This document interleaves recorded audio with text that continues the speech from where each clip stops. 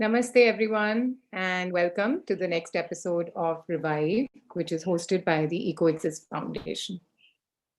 My name is Manisha Goodman, and I work with eCoexist. eCoexist is a social enterprise and a not-for-profit based out of Pune. We have been working for the past 14 years in the field of sustainability, looking at materials and products, and also consumer patterns. Today, I am deeply honored to welcome three very dear people to me. Our speaker, Satish ji, um, started life as a Jain monk when at the tender age of 9, he was sent to live in a monastery. 9 years later, inspired by a dream of Gandhi ji, Satish ji left the monastery to join Vinoba Bhave ji in his land reform movement. And in this way, he made service to humanity his spiritual path. Then, to protest against the glowing nuclear arms, he undertook a peace walk of 8,000 miles from Delhi to Moscow, Paris, London, and Washington. Satishji was the originator and co-founder of the Schumacher College and has been the guiding spirit behind a number of environmental educational ventures. In 1973, he took on the editorship of the Resurgence magazine and continues to hold this post. The topic that Satishji has chosen for us today is to look at the opportunities being presented to us by this COVID crisis, to protest, to protect, and to build. Welcome, Satishji. Thank you so much for joining us, and I'm deeply honored to have you here with us today. Thank you, Manisha, for your wonderful introduction. And it is a pleasure to be part of your series of talks. The work you are doing, creating this awareness and understanding and activism, inspiring activism, is a most welcome way forward. And so I'm a great admirer of your work and your activism. Yes, it is my pleasure to talk to the audience in India, although I'm not in India at the moment, but India is within my heart. And wherever I am, spiritually and imaginatively and emotionally, I'm always in India. Satish, may I just introduce Ashish and Bablu also? And then we can start. Okay, sorry. Please continue, yeah. We also have with us, again, two very inspiring people who have been working for several years in India. Ashish Kothari, one of the co-founders of the Kalpavriksh Environment Group based in Pune, with whom I had the good fortune to work with for 6 years. He has been working on environment and development issues. And Kalpavriksh in particular looks at the interface between environment and livelihoods. So they focus equally on ecological as well as social justice. When I worked with Ashish, I was exposed to these issues at various levels, from the village level all the way up to global issues. And from him, I learned about participatory decision-making and also what democratic leadership looked like. Thank you, Ashish, for joining us. Thanks, Manisha. Very happy to be here, and certainly very happy to be here with Satish ji and Bablu also. Thank you. And Bablu. Bablu Ganguly is a creator at heart. Bablu has successfully rebuilt an agroforest in one of the worst drought-affected districts of Anantapuram in Andhra Pradesh. Together with his wife, Mary, Bablu has regenerated the ecology and the economy through the Timbaktu Collective.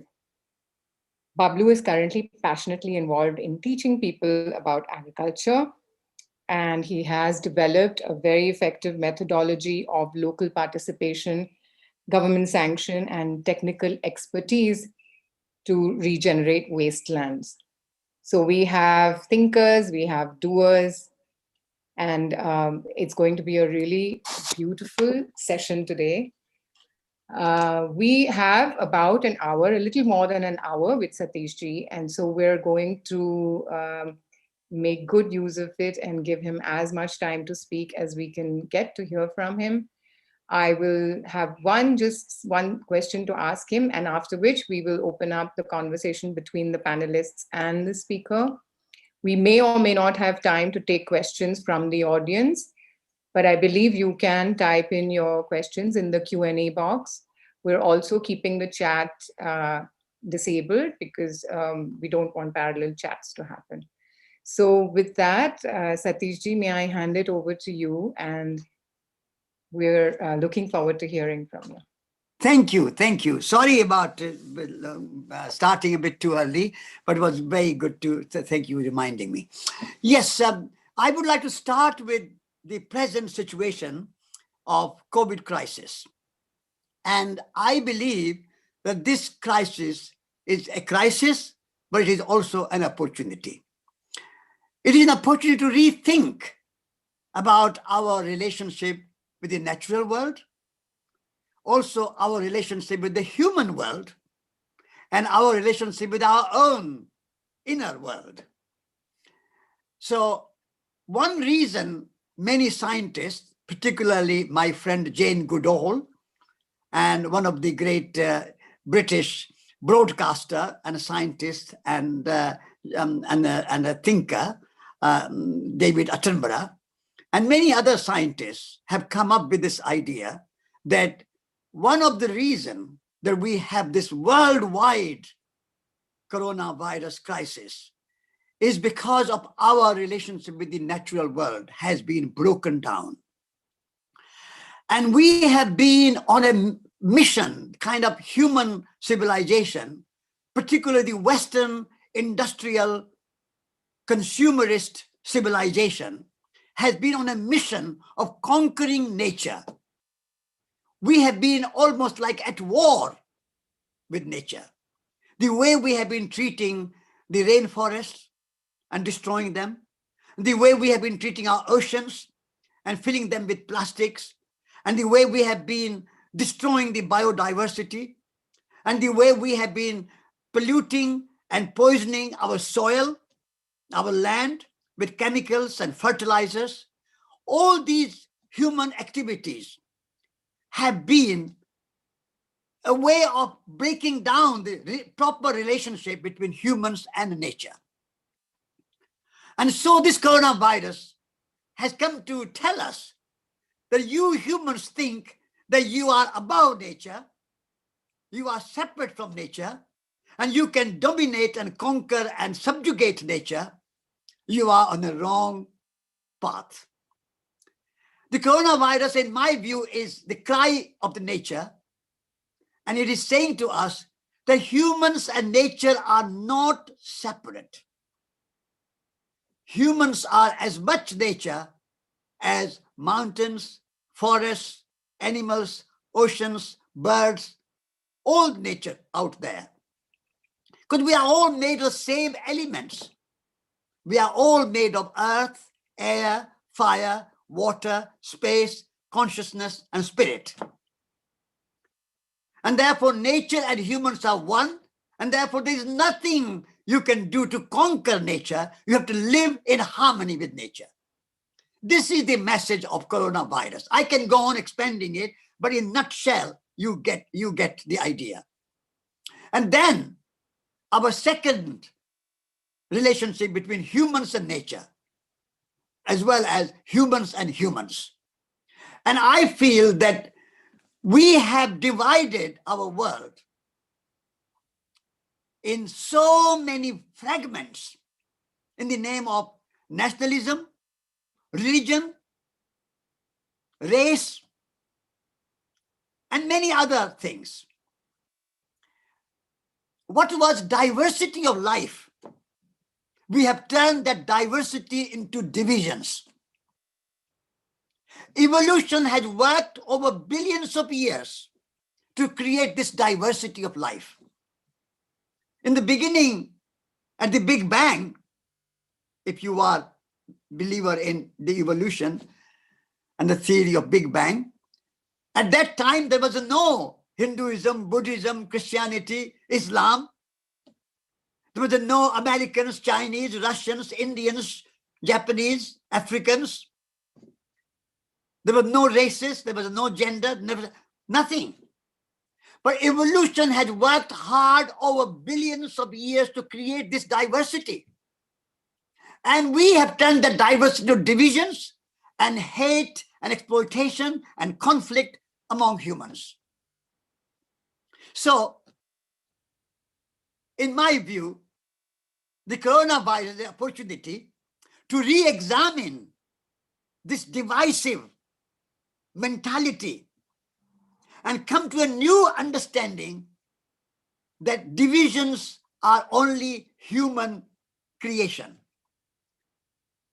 Divisions are not divisions, they are diversities. National diversity, cultural diversity, linguistic diversity, religious diversity, truth diversity. There's no one truth, there's no one religion. It will be boring to have 7 billion people following one religion.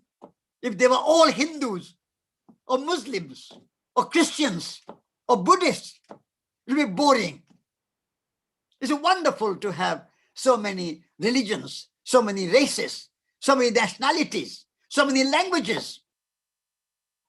So diversity should be celebrated. It's wonderful to have, even among one religion, among Islam, Shia, Sunni, Sufi, many, many others. Among Hindus, many followers of Krishna or Shiva or Vishnu, Vaishnavite.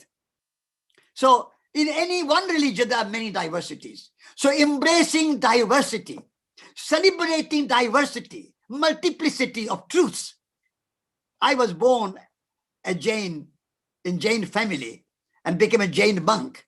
And I learned about this multiple truths, anekantavad, shadvad. There's no one single final truth, truth diversity. So this is second point that I would like to use this opportunity of coronavirus to understand that we are all humans. I went around the world. If I had gone as a Hindu, I'll meet Muslims and Christians and Jews. If I went as a kind of Indian, I will meet Pakistanis or Americans or Russians or whatever. So basically, I went as a human being. Of course, I'm Indian. I'm proud to be Indian. I'm also Jain. That's fine, absolutely fine. But beyond that narrow identity, that is my identity, but then beyond that identity, I have a bigger identity. What is my true identity? My true identity is first and foremost, I am a human being. I'm a member of the human community, and even beyond that, I'm a member of the earth community. So the planet is my home. The earth is my home. Cosmos is my country. Nature is my religion. This is a kind of broad thinking which includes diversity of life, but diversity, and through diversity, I also see the unity of life. And out of the unity of life, I go into the dignity of life. So diversity, unity, and dignity, we need to embrace and celebrate in order to answer the COVID crisis. And the third point I would like to make is there is an inner environment. I call it the holistic environment. The holistic environment has natural environment, the forests and the mountains, the oceans and the animals and the birds. The social environment, which is our equality of people and biodiversity, the cultural diversity, the religious diversity, the diversity and dignity and respect for all human beings, and treat all human beings as something very special, each and every human being special and unique. No exploitation, no social injustice. And the third environment is the spiritual environment, our inner environment. And the inner environment is where we need to go metaphysical, non-physical, and develop the qualities of the heart and the soul and the spirit, qualities of compassion, qualities of kindness, qualities of respect and reverence and love and service. These are the qualities which should underpin our social movement and our environmental, ecological movement. I know there are many people who are very angry about the world and the injustice, social injustice, environmental injustice, destruction of natural world, and also exploitation of people. And we get angry. But anger begets anger. Anger will cause more anger.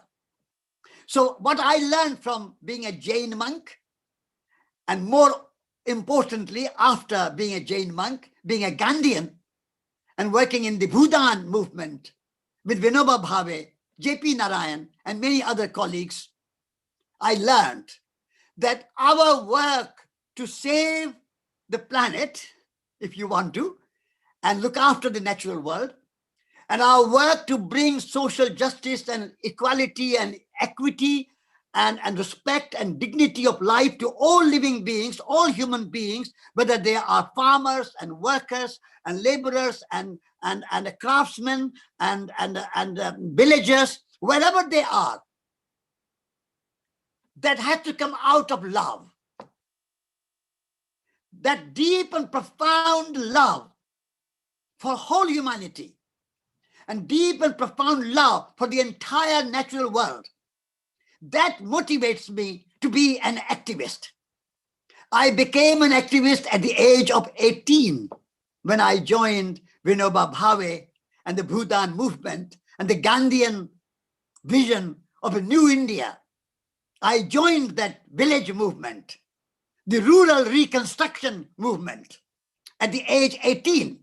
And I walked with Vinoba Bhave within India before I went around the world. And that time, I became activist, inspired and motivated by the love of people in the service of humanity, in the service of the planet Earth. And I am now 84, and I'm still an activist. So my activism, because I'm inspired by love, does not bring me any disappointment or burnout or anger, because I'm in the service of humanity. I'm in the service of the planet Earth.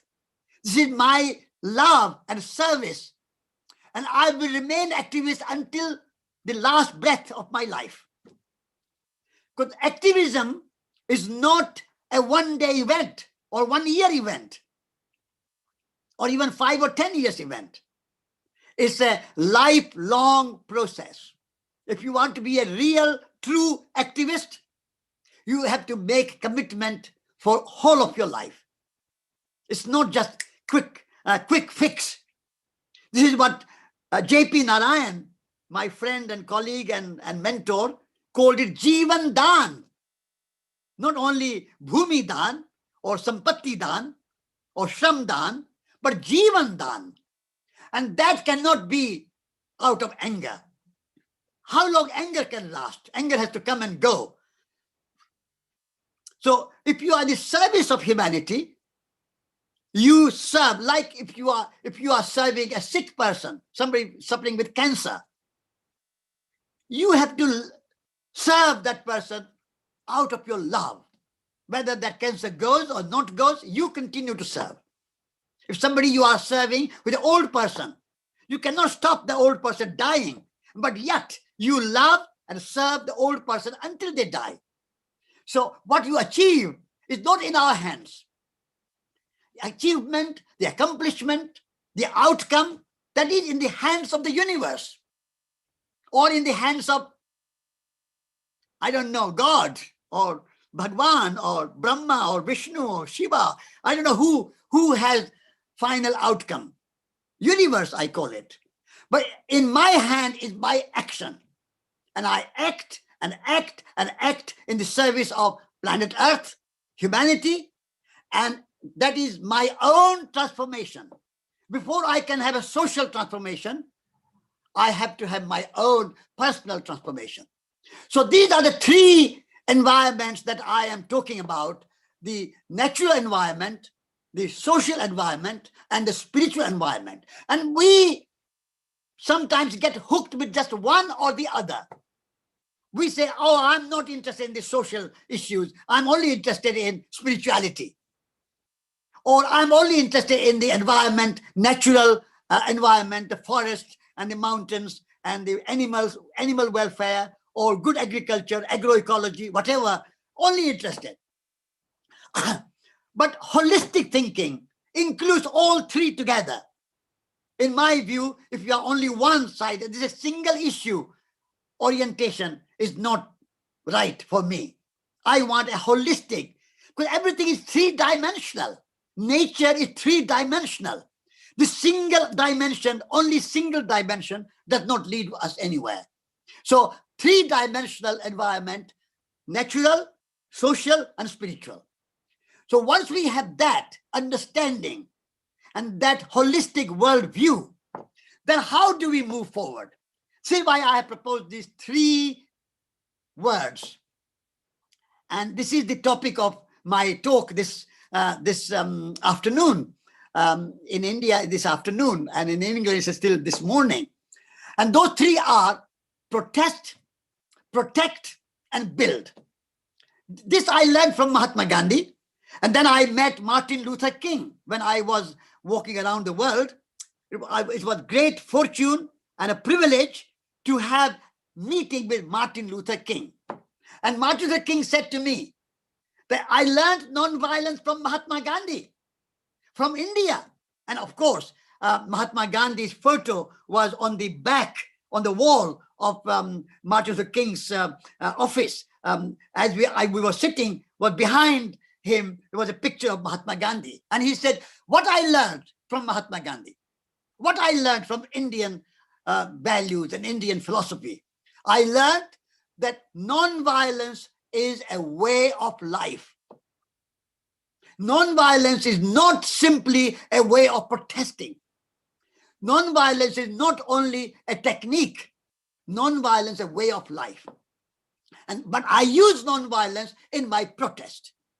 Because protesting is a very important and a kind of essential and a paramount necessity to stand up and say no to what systems and what organizations and what thinking is dominating nature and people. So when we are acting, protesting, we are not acting against any person. So Martin Luther King was not acting against white people. Mahatma Gandhi was not acting against British people.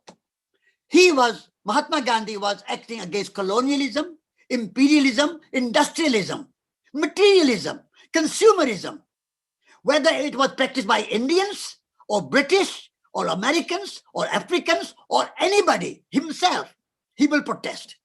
So protesting against the systems which destroy our humanity and destroy our natural world and destroy our integrity. So that is the protest. And we need to protest. We have to say no to what is wrong.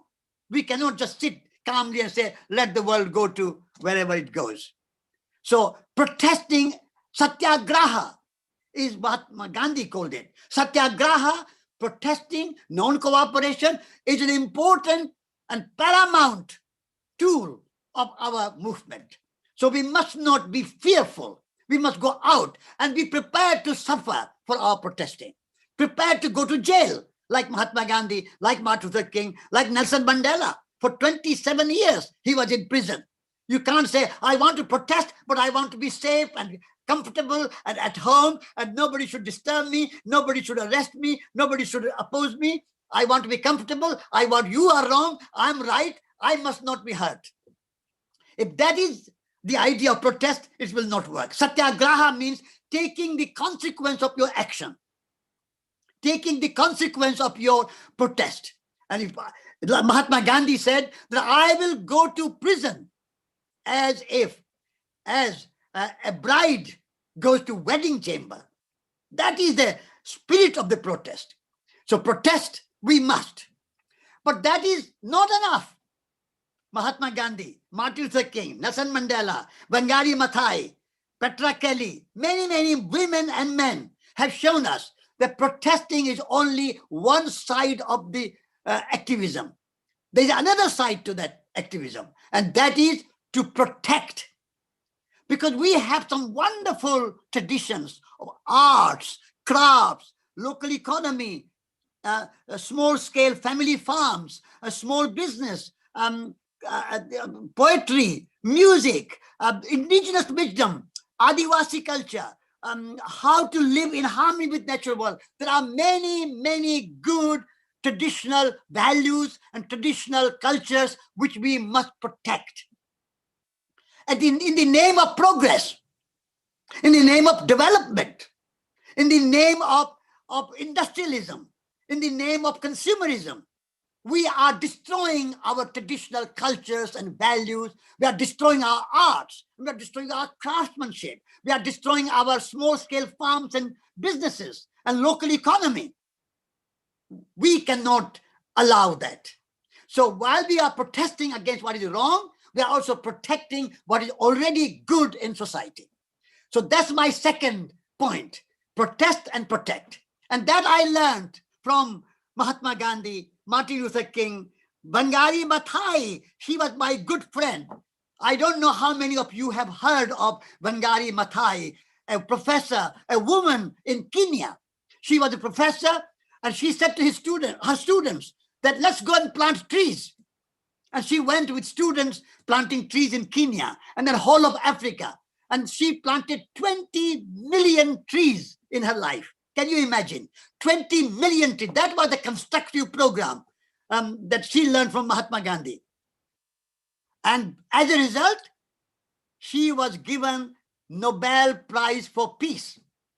First time in the history of Nobel Prize, a woman was awarded Nobel Prize for planting trees. That is the kind of example that inspires me. And so protest and protect. And the third point, which I have in my thinking, is the build. Of course, there are many new things we have to build. We have to show the good examples. Like Bablu is showing very good example, wonderful example of work, building, constructive program of agroecology, example of how we move away from this organic, monocultural mass production of land with tractors and machinery and destruction of soil and chemicals and fertilizers and this kind of artificial seeds like Monsanto's genetically engineered seeds. All these things are wrong. We protest, but that's not enough. We show how organic farm can be good example which can feed people and look after the soil, look after nature. That is a build, constructive program.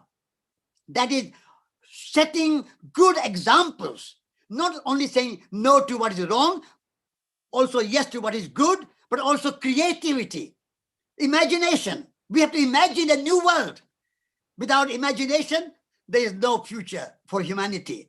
The imagination is the key to our future regenerative agriculture, regenerative economy, regenerative lifestyle, so that we don't destroy and use nature as if there is no end, as if it is infinite. Planet is finite. Nature is finite. We cannot have infinite and endless economic growth on a finite planet. So we have to change our thinking of nature as if it has no end and nature is only a resource for the economy. Nature has been treated as merely a resource for the economy. Nature is there only for our consumption and production. This is the wrong view. So when you are doing protesting, protecting, and building, you are saying clearly, unambiguously, and boldly that nature is more than a resource for the economy. As I said in the beginning, nature is a source of life itself. Nature is source of life itself. Nature is life. Nature is nothing but life. And therefore, we need to have this protesting, protecting, and building alternatives at the same time. And this is a lifelong process. This is what I said, that I have made this commitment to activism so that we can, without anger, without fear, without anxiety, without sort of desire that we have to achieve our results today. There's no one outcome immediately possible. Look at the women's movement, women's liberation movement. Mahatma Gandhi started to support women's liberation in a way, bringing lots of women activists in the independence movement. That was a good beginning. And when I was a young man, I was reading Simone de Beauvoir, The Second Sex. There was a great influence. And in those days, I remember women were not paid anything equal to men. Women were not respected. And women were not even allowed to wear trousers. And women were treated like second-class citizens. Now, in last 60, 70 years, things have changed slowly. Long way to go. Still, there is a place of women in the world. We have to go a long way. Yet, we must also look at what we have achieved. And there's a much better position, and the way we are being organized today, and our talks are being organized by women. And Vandana Shiva in India is a good friend of mine, and many other activists, Petra Kelly, who started the Green Party in Germany. There are many great women who are doing wonderful work, and we have to embrace the feminine. Our society in the world today is dominated by the masculine principle. We have to embrace the masculine and feminine in balance. Shiva and Shakti have to dance together. We cannot allow just masculine, rational reasoning, head thinking, analytical thinking only. Yes, of course, we have a head. We think. We must think because we have been gifted with the head. But we have a whole body. We also have a heart. And heart represents the feminine. And therefore, we have to respect and honor and cultivate our feminine side. All men have a feminine and all women have masculine. All women have head to think, but they have a much more developed way and developed faculty of compassion, of kindness, of nurturing, nourishing, caring, sharing. These are non-physical, metaphysical, and non-rational, because feelings cannot be rationalized. So men also need to have feelings. And without feelings, only thinking is not good enough. So I think that this environmental movement, which embraces the natural world, the social world, and the spiritual world, also need to embrace the feminine. And we need to work with women. We want women leaders. And if I was given opportunity in next life, I would like to be a woman. And my teacher, Vinod Ba. Ba means sister. Ba means mother. Ba means Bai. So we know the man became a woman, even in this life.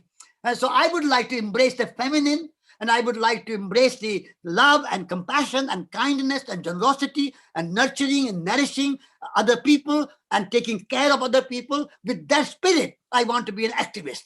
Activism is my birthright. I want to protest, I want to protect, I want to build, and I want to do it all that with deep love, great empathy, sympathy, compassion, kindness. These are the eternal values.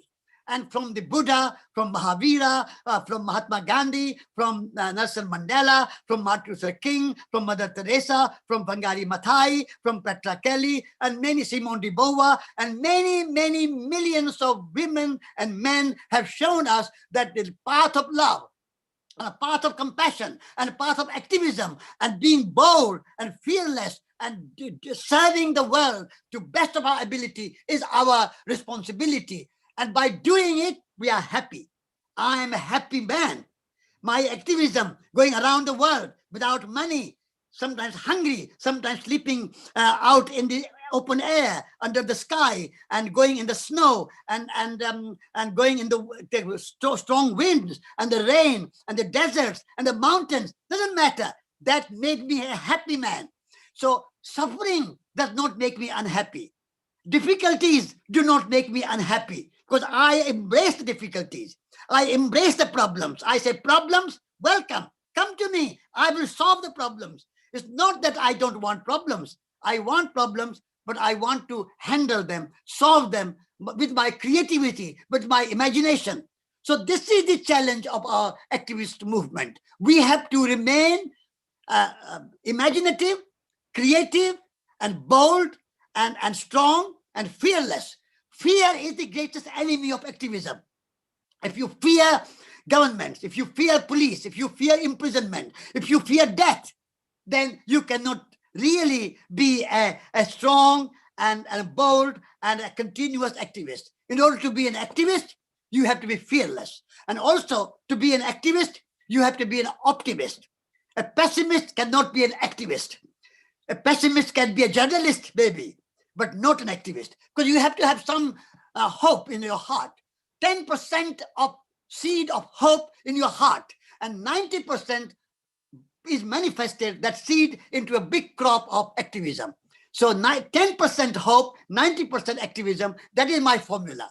So I invite you, my friends and my fellow countrymen in India, to join me in this new holistic worldview and holistic thinking of natural environment, social environment, spiritual environment, inspired by love and compassion, and then protesting against what is wrong and protecting what is good, and building new alternatives and new examples which are sustainable, regenerative, creative, imaginative, joyful, and makes us happy. That is my overall idea of a new future. And this is what I say. COVID and coronavirus is a crisis, and I'm very sad that many people are suffering and many people are dying and we are losing our loved ones. But it's also an opportunity to repair our relationship with the natural world, and repair our relationship with the human world, and regenerate our own inner strength and inner resilience. If we can do that, then this coronavirus has come for some good purpose, and we can make it and transform it into something good and something, an opportunity, and we can move forward. Thank you very much for giving me this opportunity to speak to you and express some of my views. And I hope some of these views are helpful to you. And thank you again and again for this wonderful opportunity. Thank you. Wow, Satish ji, what an inspiration. Where do you get all that energy from? You have given me inspiration. So you are a source of energy, feminine energy, feminine inspiration. Yeah. No, Satish, yeah, what I want to ask you is that you started your life out as a Jain monk. Yes. And so obviously you had a training, you had some kind of spiritual training, and you probably have practices that you do on a daily basis that can sustain this level of energy at your age also. So my only most fundamental question to you before I hand it over to Bablu and Ashish is that to you, what is the role of your spiritual path in your journey of activism? And do you have a daily practice? I was hoping that you would lead us in a short meditation. But if you yes, I forgot. I forgot to lead you in short meditation. Maybe we can do it now. Yeah, just a little bit, and then we can start talking again with Ashish and Bablu joining in. Okay, I will say a few words about my daily practice of meditation, and then maybe I will lead a short meditation now. I forgot to start with the meditation. So my daily practice is meditation. I start every day, 7 o'clock in the morning, I begin my meditation, and 7 to 8 is my time when I am looking into within myself. And I am closing my eyes, and I put my mudra is this. So I put this mudra because I say in my meditation and my spirituality that we are all connected, we are all related, we are all one as the thumb and the index finger are connected and related and one. So this is my mudra, and I make this every morning to express my wholeness, completeness, and relatedness.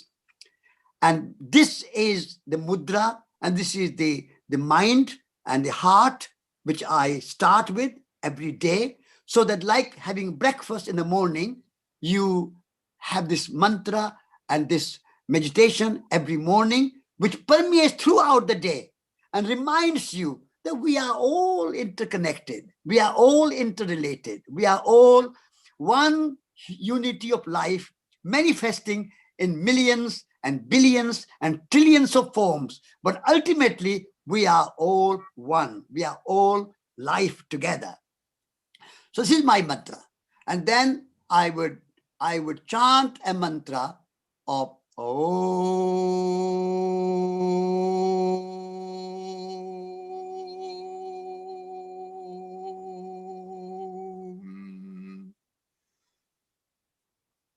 Asato ma sadgamaya tamaso ma jyotirgamaya mrityor ma amritam gamaya.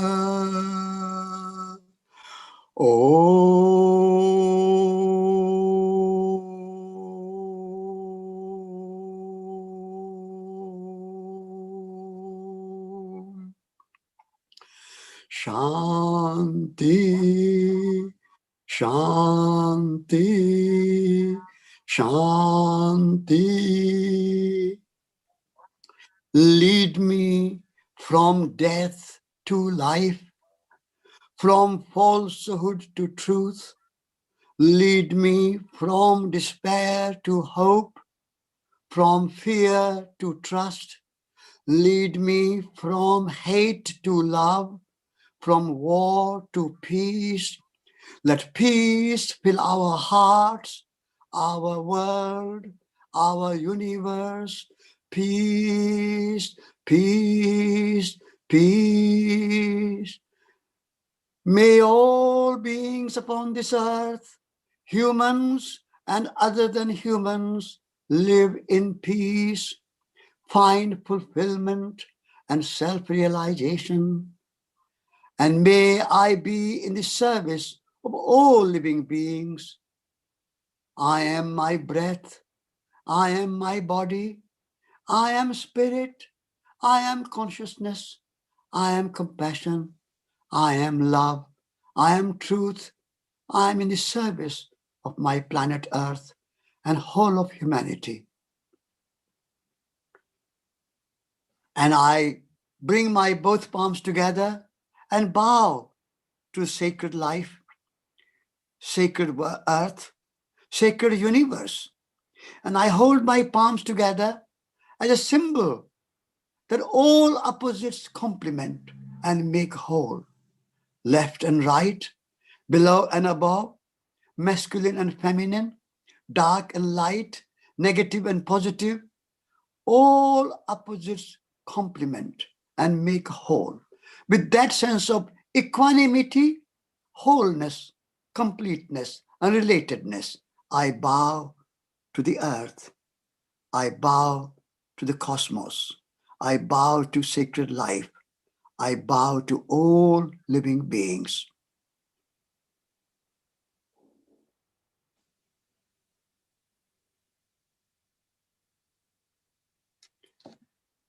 This is short meditation. I continue it in a longer way.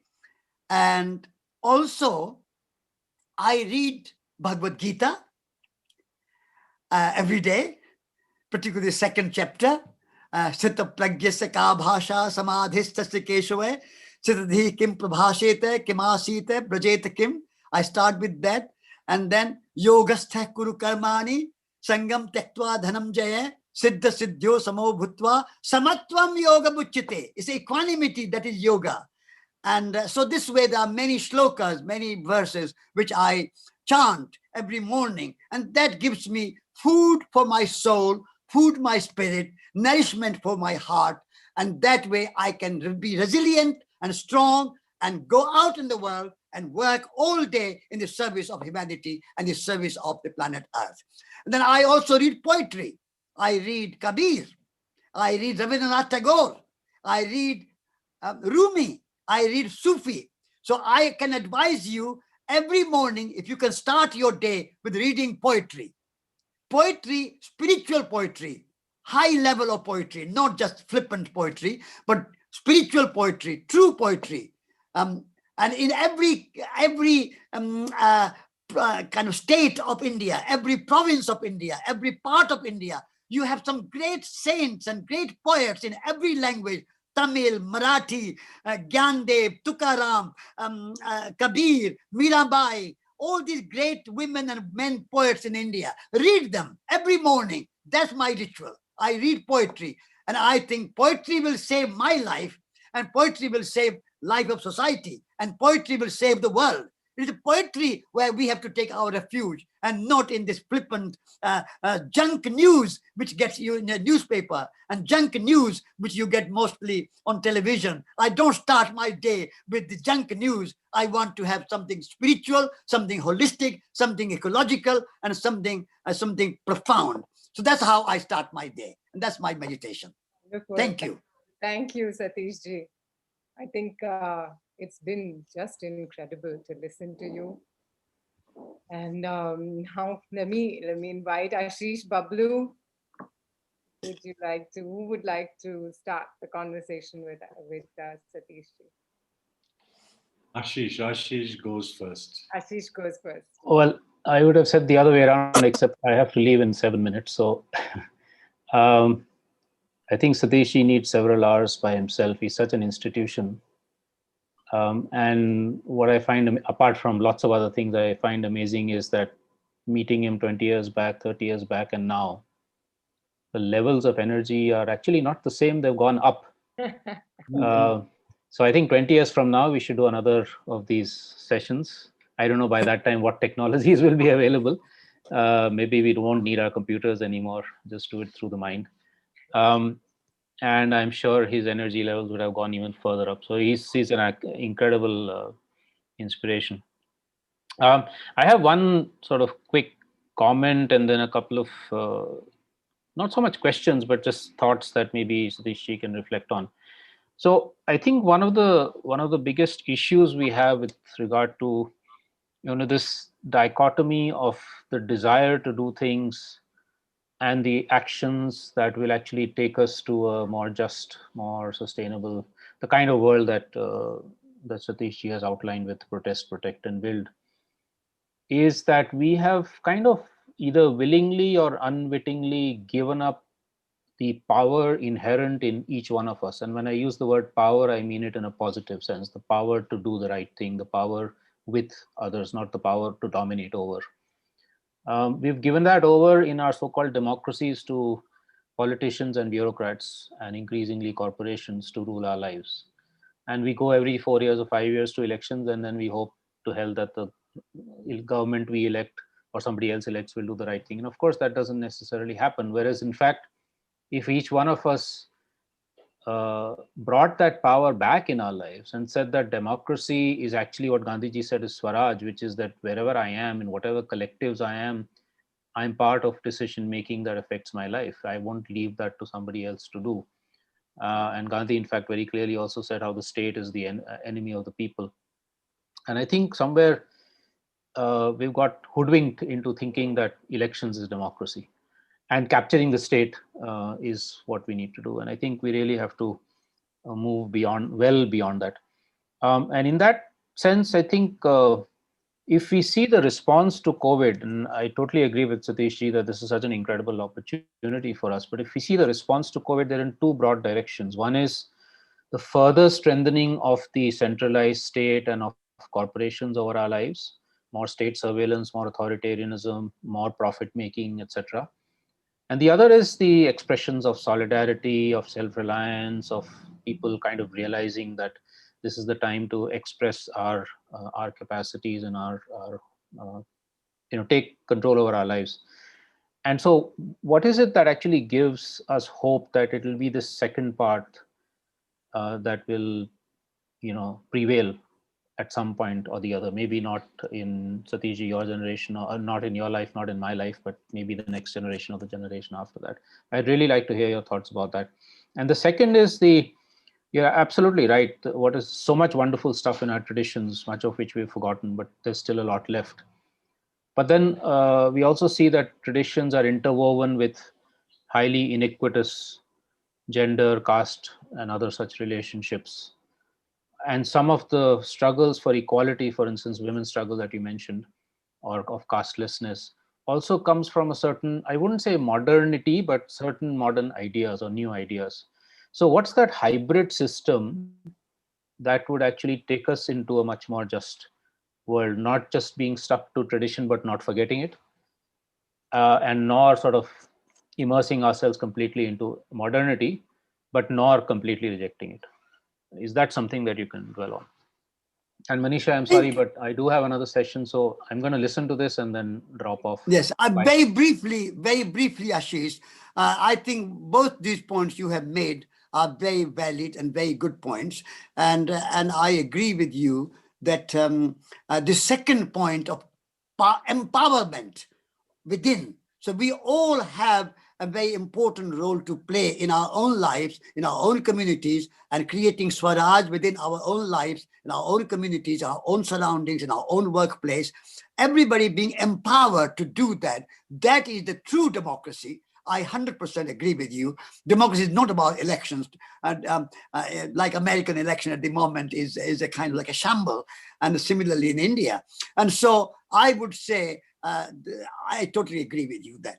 The second point is that, yes, protecting does not mean protecting what is wrong.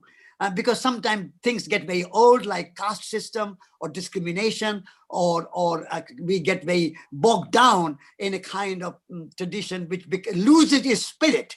And so sometimes we become ritualistic, and just it's a kind of outer shell, and the spirit of what was there is lost, and therefore building is where it comes.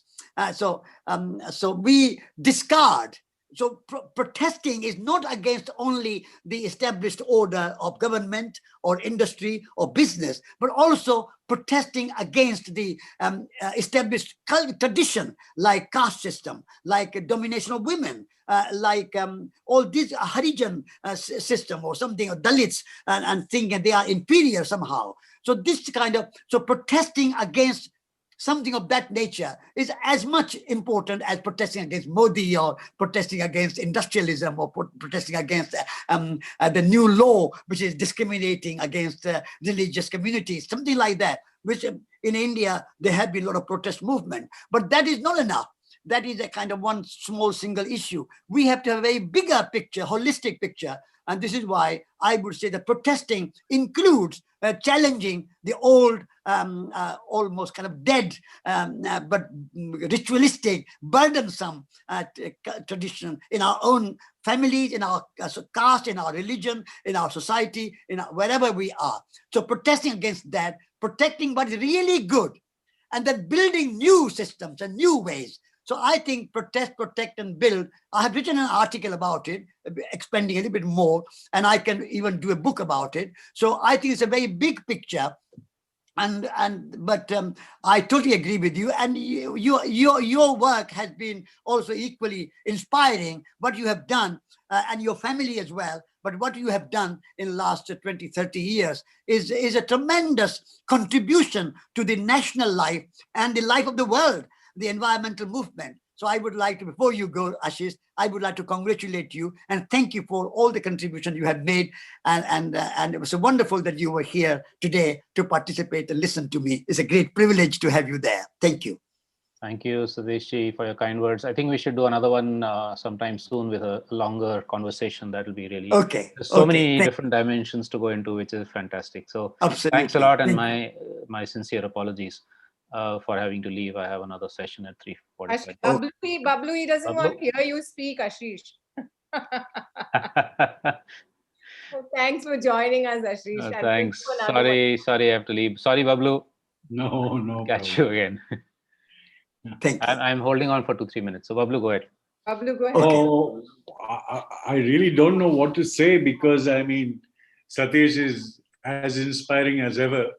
And just like Satish, just like Ashish said, I met Satish, some 15 years ago or something. And he seems to be, Satish, you have more energy than I can even hope to have when I am 80, you know. Incredible. And the stuff that you said was so over encompassing. The energy kind of just blew the energy out of my computer. I went offline completely. Anyway, I mean, I'm really interested in, in trying to understand this inner environment that you're talking about. And where is it that we as a world people, where is it that we as Indians um, have moved away from this inner environment, this being able to keep that balance and have a understanding of the whole. Somewhere we lost our way, I think. And it would be nice, I mean, if you must have thought about this, if you can give a little bit on this. Thank you. Yes, we lost the inner environment and inner strength and resilience and self-recognition because of our Western style of education. And in our education system, from school to college to university, we are told that you are an empty vessel and all the information has to come from outside. There's no inner resilience or inner quality there. It's empty. And so what they put information, conditioning of the mind, and tell young people, oh, what you have done is not good enough. You can do better. So always putting down children. And therefore we grow year after year from age 5, 6, primary school to secondary school to college to university, thinking about inferiority. I'm not good enough. I am always comparing myself with somebody else.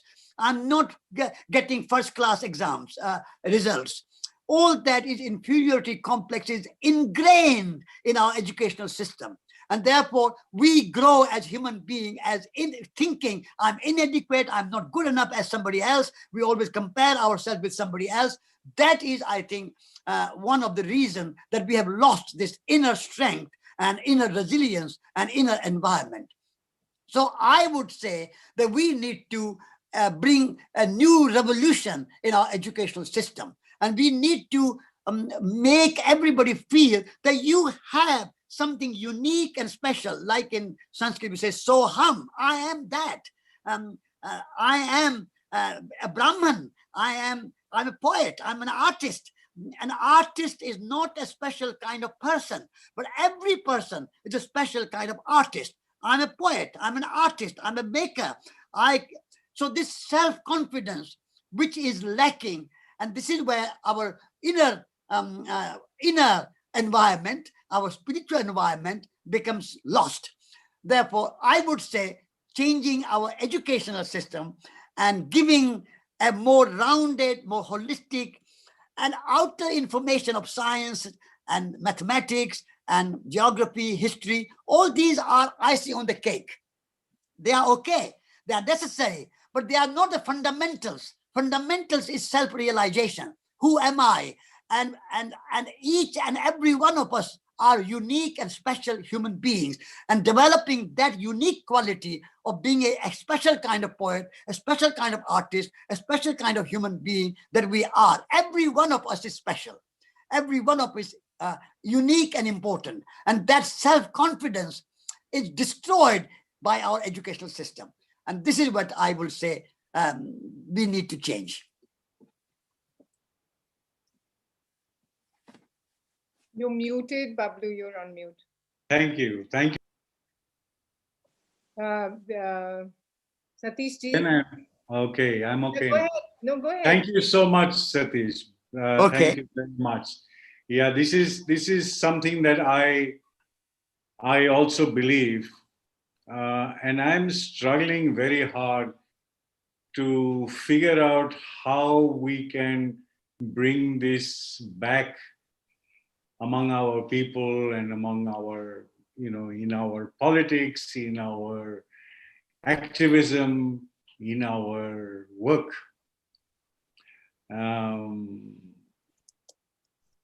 We'll see.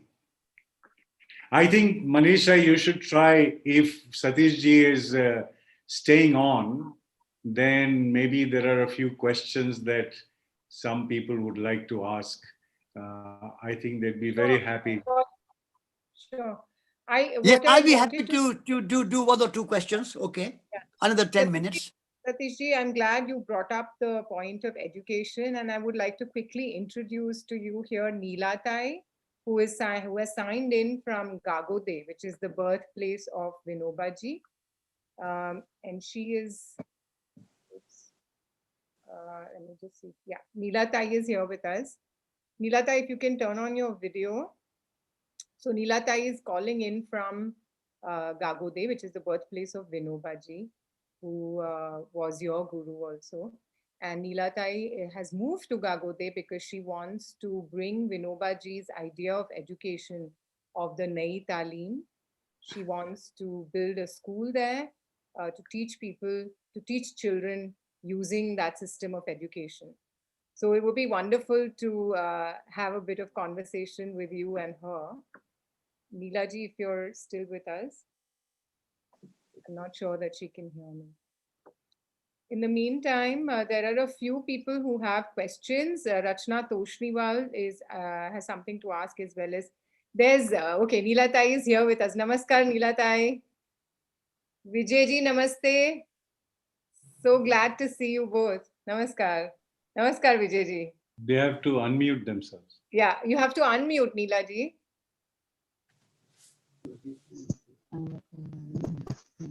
Hello. Namaste, Neelaji. Namaste. Satish ji, this is Neela Apte. She is right now sitting in probably what was the living room of the house where Vinobaji was born. Yes. Very nice. Very nice. Would you, Jai Jagat, would you like to see the place? Yes, one day when I come to India, I would like to visit. No, she's going to Make show my us. pil- She's going to make No, my now- pilgrimage. Now I My can pilgrimage. just take you to the his room where he was born. Yeah. Very Yeah. nice. This is the Very place. Yes, very nice. Lovely picture of Yeah. Vinoba. Yeah, yeah. And then a few of them. Yes. Yes. I met Vinoba Bhave when I was a monk. And he was on his Okay. Padayatra from Telangana to Delhi. Hello. Okay. Vijay, And He's Vijay Diwan.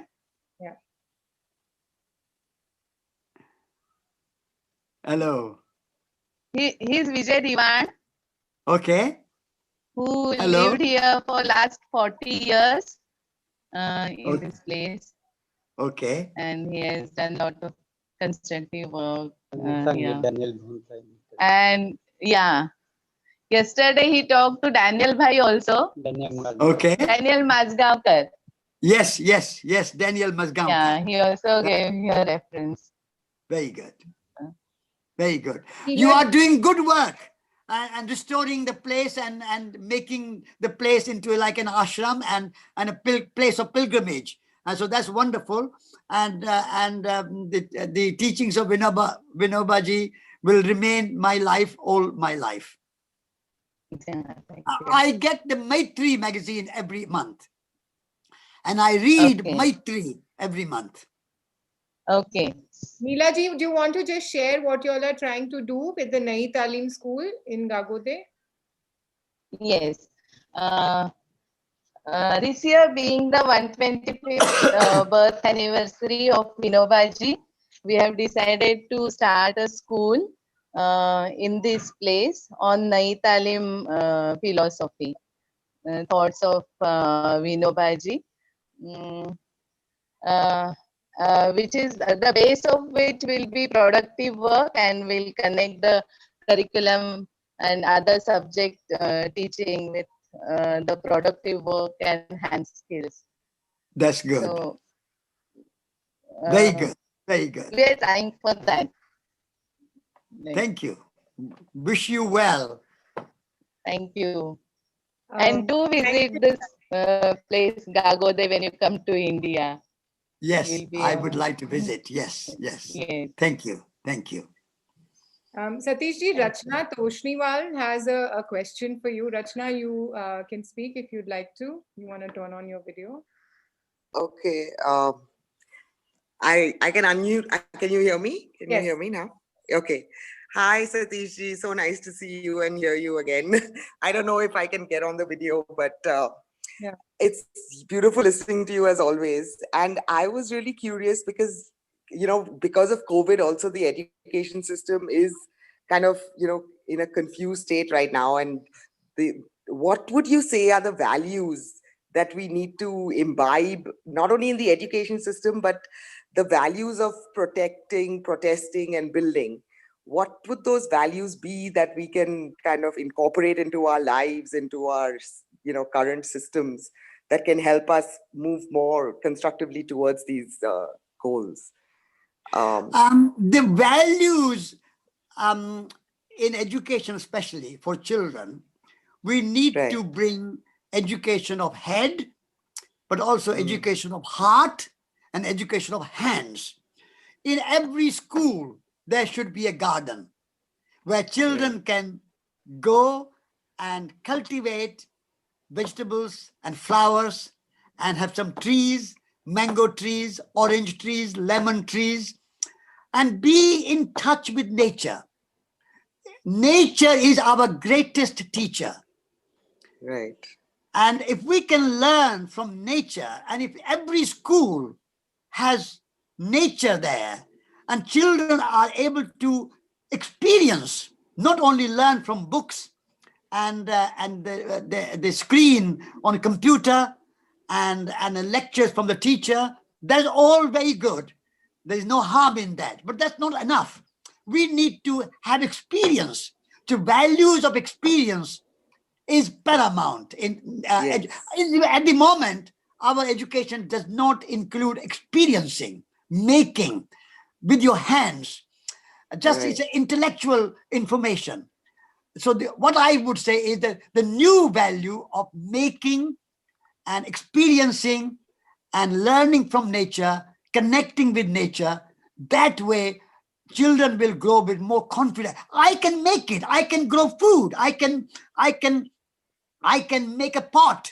I can make a chair. I can do something. I can write a book. I can write a poetry. Making and doing, that is a very important value in my understanding. And I also started a school in my village in England called the Small School for 35 years because my two children were growing up and I wanted them to have the values of experiencing and values of making, being a poet, being an artist, being a craftsman.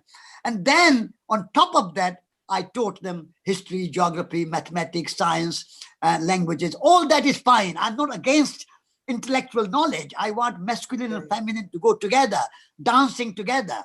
So the value of experience and value of making. So head, heart, and hands together. That is what I would like to see.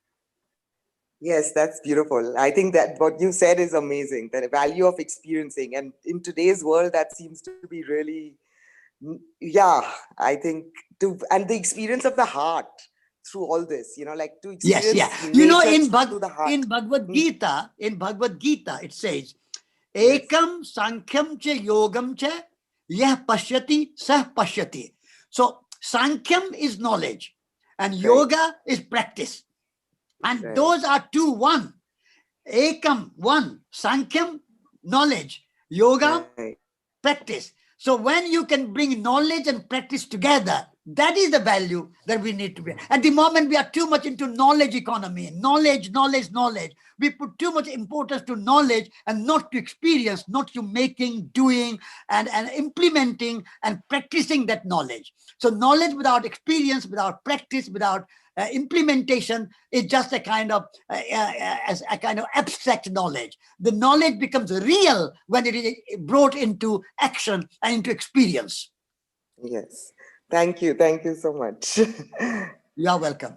Satishji, Satchit Puranik has a question for you about Satyagraha. Okay. Satchit, you Could want that be the last question? Yes, yes, yes. Okay. Yes, please ask your question. Thank you, Satish and Manisha. So I had a slightly kind of a practical question that Yes. since the theme was crisis or opportunity, I really Yeah. see a very interesting opportunity that most of the people in the world are stuck indoors in the lockdown.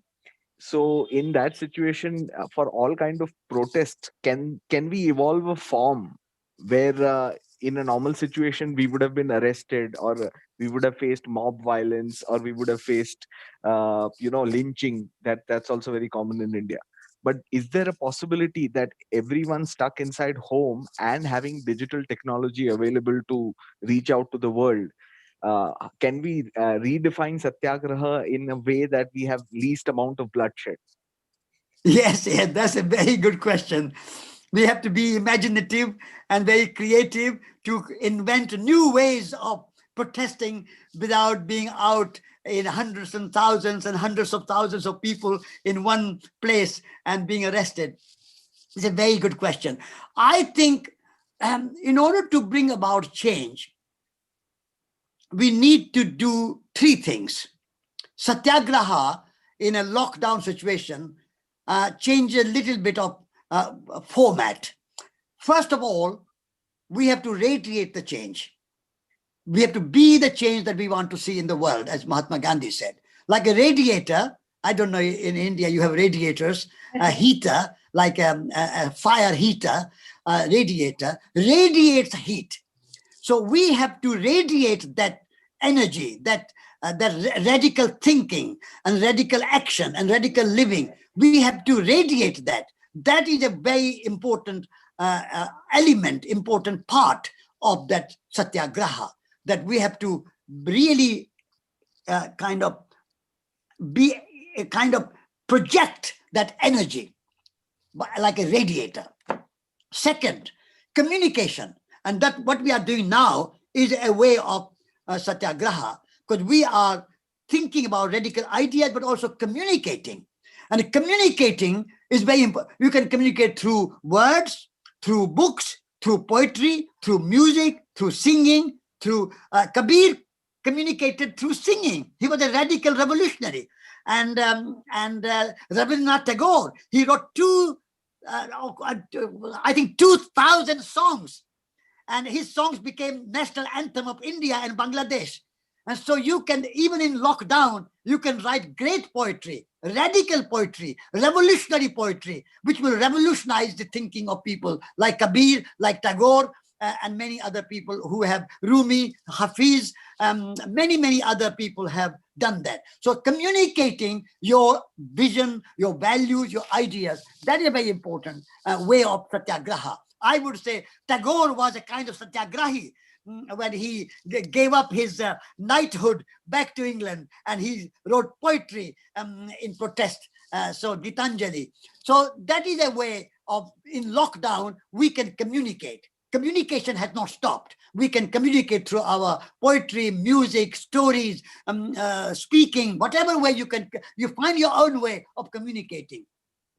Those are the two things I would suggest. The third thing is join even virtually or whatever kind of, through your computers or through your whatever way, emails, you can join other people. At the moment we are communicating with this time and Kalpavriksh and Manisha's work, and Bablu's work, and many, many other people are doing good work. So each and every one of us can join them, even virtually, and say, how can I support your work? What can I do?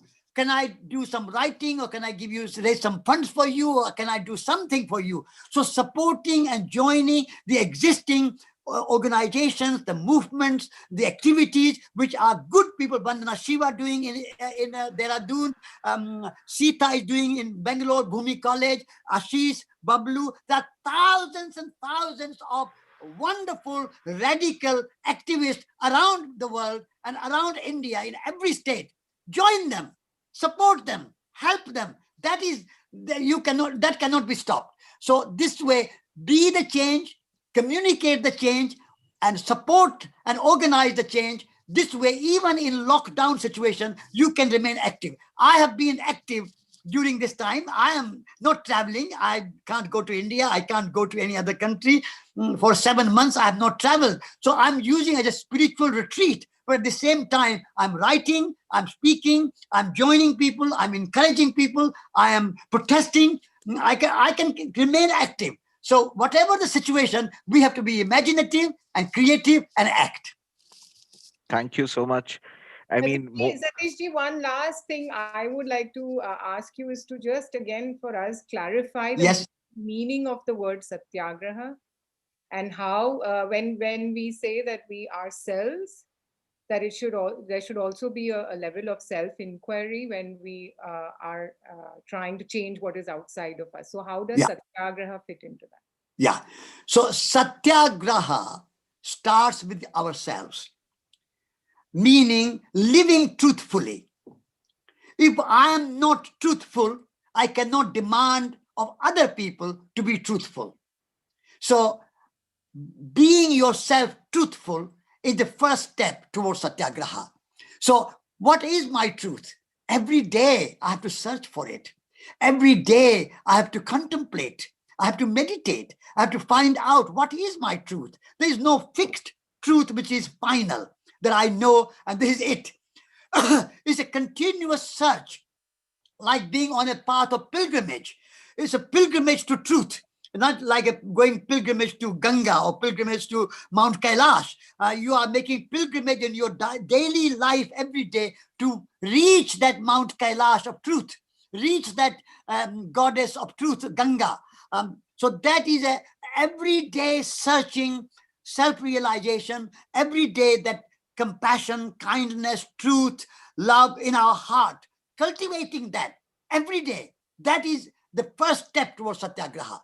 Then when you see somewhere outside the breach of truth, and people are propagating or perpetuating untruth, injustice, then you also speak and stand up against that and protest that. So it's a continuous process, but you cannot start from outside there protesting against the untruth of somebody outside without being truthful to yourself. This is why Martin Luther King said to me that what he learned from India, that nonviolence and truth is a way of life, as well as a way of technique of protest and demonstrate and stand up against injustice.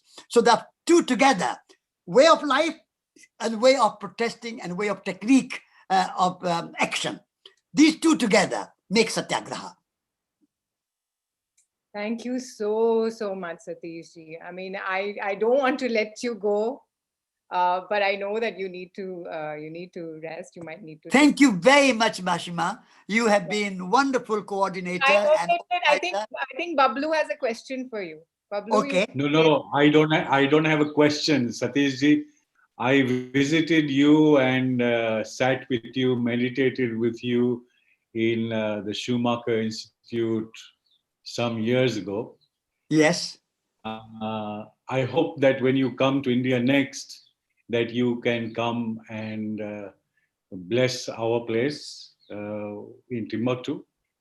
We are not far from Bangalore, so you can just hop on to a car. I'll get you myself personally, but you should come and visit our place. That'll be my privilege and my pleasure to come and visit you and see your work and your agroecology and your constructive work there. Thank you, and lovely to see you on the screen. Yeah. Thank you. And Great. thank you, Mashima, for organizing this wonderful, wonderful conversation. Thank you very much.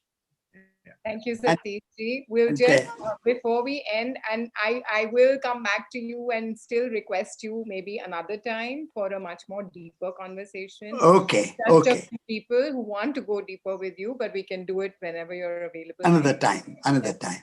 Thank And- you. Yeah, thank you. Thank And I you. want to end before everybody leaves by announcing the next session next Sunday, which will be with Kartikeya Sarabhai. Ashwini, please, can you share the screen? Yeah. So our next session is with Kartikeya Sarabhai, who is the founder and director of the Center for Environment Education. Ashwini, you can click again, maybe. Yeah, that's it. He will be looking at the national education policy that has been recently released and tell us about his learnings of what the opportunities and the challenges for environmental education would be in this particular policy. So you can join us next Sunday again from 4 to 6. Thank you, everyone. Thank you, Bablu, for joining us from Timbaktu. Always a pleasure. And we hope that everyone will stay connected to us. We're going to slow down on Revive a little bit. These are our contact details.